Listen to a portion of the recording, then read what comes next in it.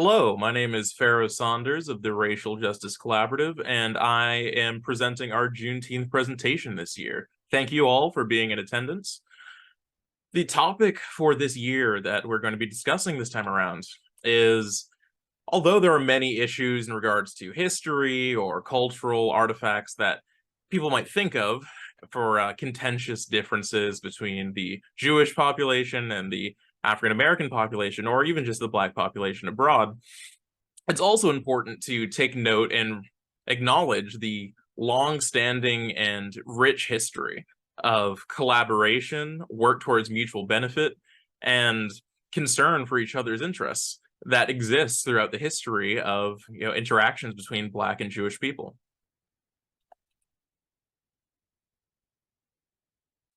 In the early 20th century, you have many examples of some of the most prominent, influential, and even contemporarily relevant African American organizations such as the NAACP and many historically Black universities that were able to thrive with the assistance of many Jewish American individuals who contributed in matters of assistance with organization, with matters of philanthropy, and these things are very important for how these built this bedrock of interaction and with relations between Black and Jewish people, are relevant in the history of the United States.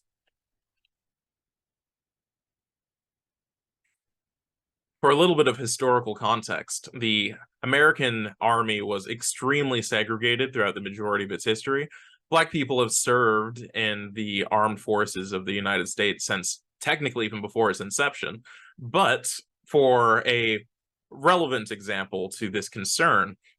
throughout the important conflict of the First World War, the Black segregated units, which at this point had their own officer corps to be entirely segregated in most respects, was going overseas in order to contribute and come into conflict with the European powers that were opposed to the United States at this time, the Central Powers. At this time, when African Americans returned home, they still faced a massive amount of bigotry, of segregation, and living as second-class citizens, despite the sacrifices that they made for their country overseas in the Western theater. And this would become doubly so relevant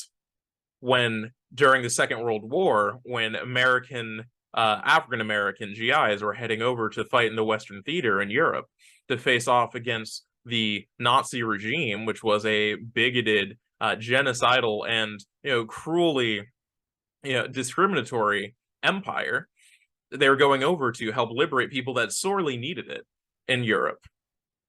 And when they returned home, they still faced very similar bigotry in many regards. There's important differences, of course, but to go over there and to largely be received in a positive light by many of the Europeans that were liberated by these units going over, to return home to find no respect, to find no commendation for their efforts. This is what led to the eventual symbol of the double V, for the victory abroad against the Nazis and their bigotry, and for victory at home in order to overcome the bigotry of the United States that they've faced in their home country where they were born since their birth.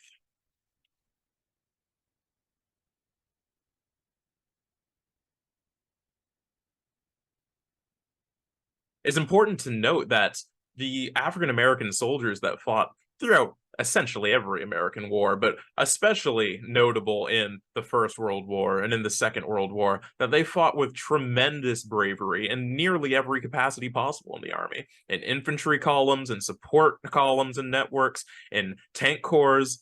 essentially anything that could be done. Black people in the United States Army were there fighting alongside every other American, and they fought with great bravery and efforts to be rewarded for it and efforts to be accepted in their home country when they came back because they had fought so hard for it. Many of the Jewish concentration camps stationed throughout Germany and throughout other European countries that were occupied by Germany at the time were specifically liberated by Black segregated divisions as they moved forward through the Western theater.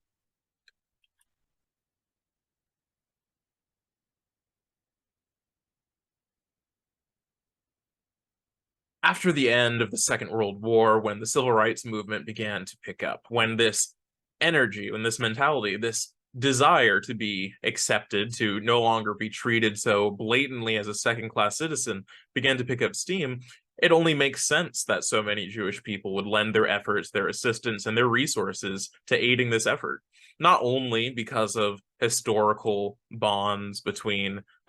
Jewish Americans and Black Americans in the past, but also because though these issues were not identical,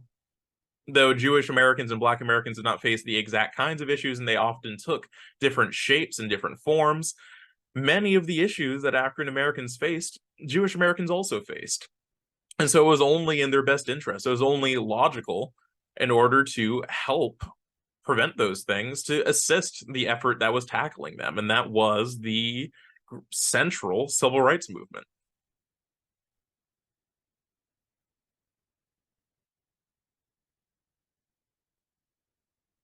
In addition to Jewish people lending their hand in support for Black issues, such as the examples that we had referred to before, there are also many examples of Black people lending their support, their voices, and their organization to issues of Jewish concern, such as in the 70s with the issues of the mistreatment of Jewish people, Jewish Russians, Jewish Ukrainians, etc., in the then Soviet Union. Many of these issues also show how these bonds and these concerns spread beyond just the borders of the United States and has become a global issue.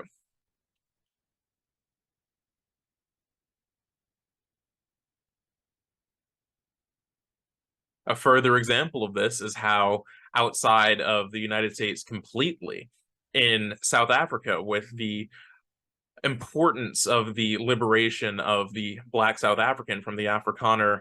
dominant minority, many Afrikaners of Jewish heritage were very crucial to the support of the ANC in order to overcome these obstacles, in order to overcome this incredibly horrific system that was apartheid in South Africa.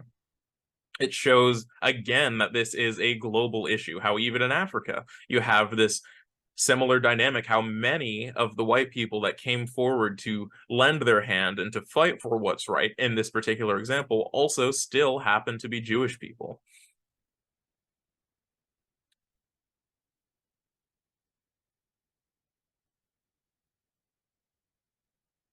Again, I have been Pharaoh Saunders with the Racial Justice Collaborative. Thank you so much for attending our Juneteenth conversation.